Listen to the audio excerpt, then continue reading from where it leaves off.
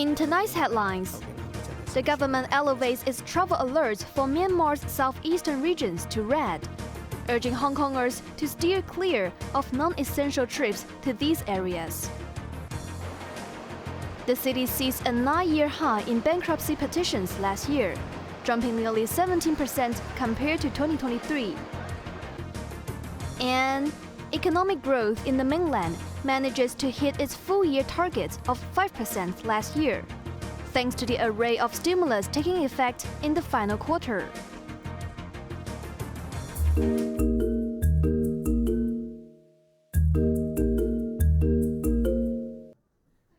The government has raised its travel warning for southeastern Myanmar to red, the second highest level in a 3-tier system, categorizing the region as a significant threat. The Security Bureau cited concerns about Hong Kong residents being lured to Southeast Asian countries, including southeastern Myanmar, where they may be imprisoned and forced into illegal work. Signs of a resurgence in such activities have prompted the red travel warning. Hongkongers are urged to avoid non-essential travel to Myawaddy, Papun, Pa'an, and Kokkarik districts, while those currently in these areas should remain vigilant and prioritize their safety. Speaking to iCable News, Security Secretary Chris Tang stated that the alert was issued based on whether Hong Kong tourists might find themselves in dangerous situations, including natural disasters, man-made calamities, armed conflicts, and the risk of becoming victims of criminal activities. Meanwhile, the travel warning for other regions of Myanmar remains at amber, a lower level, due to ongoing violence and armed conflicts. As for Thailand, Myanmar's neighboring country, Tang stated that the Bureau currently has no plans to raise the travel warning, but will review the situation as necessary. Jeremy Zhu, Cable News.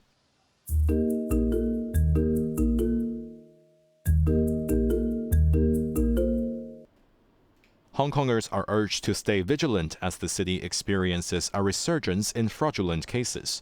In 2024, the Office of the Privacy Commissioner for Personal Data received more than 1,100 inquiries related to identity scams, marking a yearly increase of over 45%. Speaking on the radio, Privacy Commissioner Ada Chong stated that most scams are telephone-based. Scammers often impersonate law enforcement or financial company personnel, calling victims to request money transfers, bank account details, or identification information. Chong highlighted that there has also been a rise in fake job advertisements on social media, luring victims to Southeast Asian cities where they may be held captive and forced into telecom fraud. Additionally, criminals are using advanced artificial intelligence to create deepfake videos, impersonating friends or family to swindle victims out of money and personal information. Meanwhile, with the cases of hijacking instant messaging apps on the rise recently, the Privacy Commissioner reminded residents to watch out for abnormal login activities or messages. Jeremy Zhu, Cable News.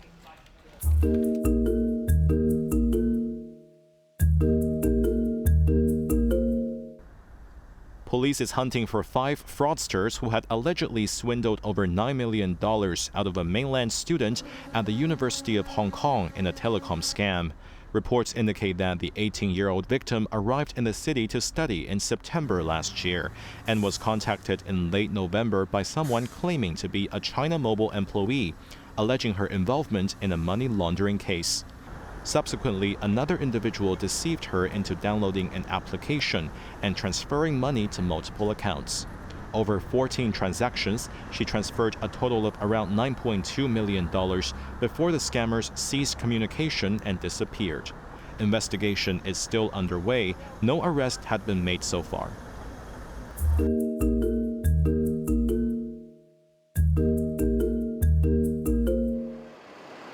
The number of Hongkongers filing for bankruptcy last year hit a 9-year high amid a sluggish economy. According to the official receiver's office, 9,190 people applied for bankruptcy last year, the highest since 2015, marking a 16.9% rise year-on-year. Data showed that 781 applications for bankruptcy were made in December, representing a monthly decline of 6.2% but a 15.7% rise from the previous year. Meanwhile, on the business front, a total of 740 compulsory winding up petitions were filed in 2024, marking a 30.7% surge over the previous year, and the highest number since 2009. While bankruptcy petitions are on the rise, the total number of both local and foreign companies registered in the city reached their all-time highs. Companies Registry reported that over 145,000 local companies were newly registered in 2024, bringing the total number of registered local companies to 1.46 million at the end of last year, an increase of nearly 30,000 compared to 2023. Meanwhile, the total number of non-local companies was 15,126, logging a 2% rise compared to the previous year.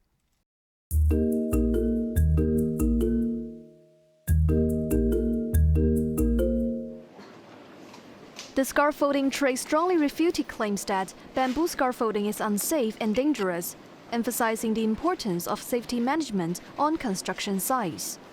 The response came after 11 workers were injured after a bamboo structure collapsed at a construction site in Kaitak on Monday. Association for the Rights of Industrial Accident Victims raised concerns about the stability of bamboo scaffolding, suggesting to switch to metal scaffolding. Ho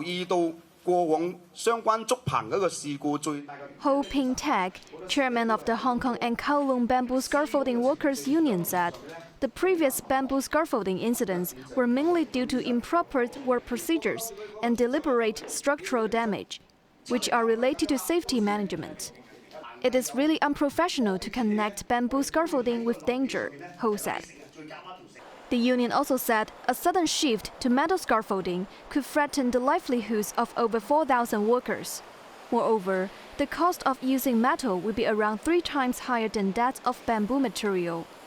They reiterated that bamboo scaffolding has a history of over a century, advocating for enhanced training and establishing safer working environments to ensure the industry's continuity.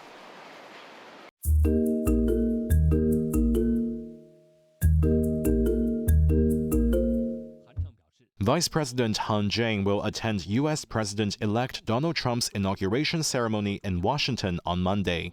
As President Xi Jinping's special representative, Han will become the first senior Chinese leader to attend such an event in the United States. Han's attendance reflects the great importance that China attaches to stabilizing Sino-U.S. ties, which are speculated to get frosty, with Trump threatening to slap heavy tariffs on the import of Chinese goods. Warning that there would be no winners in the trade war, Xi said he wanted to maintain dialogue with the U.S.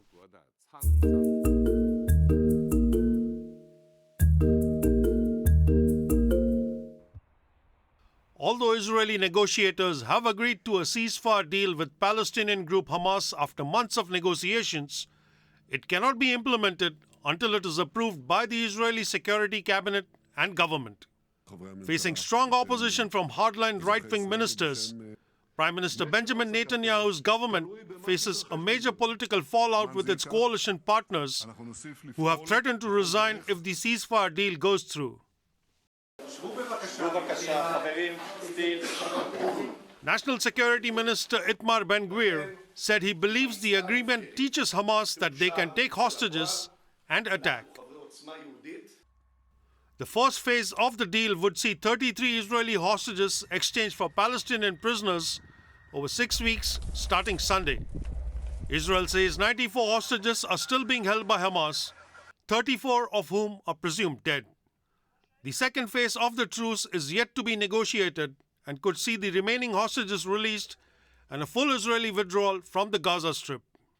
In the final phase, the mortal remains of the dead hostages will be returned back to Israel. Protesters and families of the hostages are calling on the Israeli government to sign the ceasefire and bring a pause to the 15-month-long war. While there have been celebrations across the Gaza Strip since the deal was announced. But there was no let-up in the war on the ground in Gaza, with Israeli strikes killing more than 80 people since the ceasefire was announced 2 days ago. Sachin Katwe, Cable News.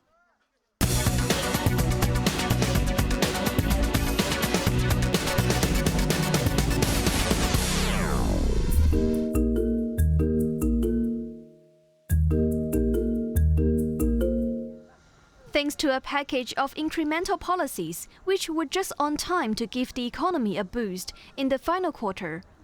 Mainland's economy logged a 5% growth last year, meeting the annual target of around 5%. In the fourth quarter of 2024, gross domestic product jumped by 5.4% year-on-year, beating market expectations of a 5% rise and marking the best performance since the third quarter of 2023. The economy grew 1.6% compared to the third quarter. 2024年，国民经济运行是总体平稳。 Commissioner of the National Bureau of Statistics, Kang Yi, said the economy last year was generally stable with steady progress. While the adverse effects brought by the external environment are looming and domestic demands are insufficient.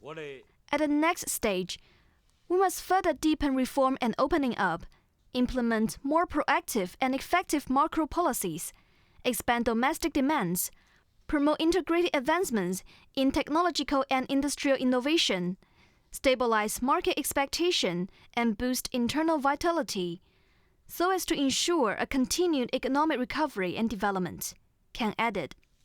The NBS highlighted the economic growth in December, with industrial production jumping 6.2% over the previous year, the fastest pace since April. On the price front, Consumer Price Index ticked up 0.2% in 2024 compared to the previous year. 2024年的这个 CPI 的涨幅呢，受到这个食品和能源价格回落的影响。 NBS spokesman Fu Linghui attributed the below official target CPI to the fall in food and energy prices. However, the core CPI, excluding the prices of food and energy, has shown a steady rebound over the past 3 months, rising by 0.4% in December. Evelyn Bai, Cable News.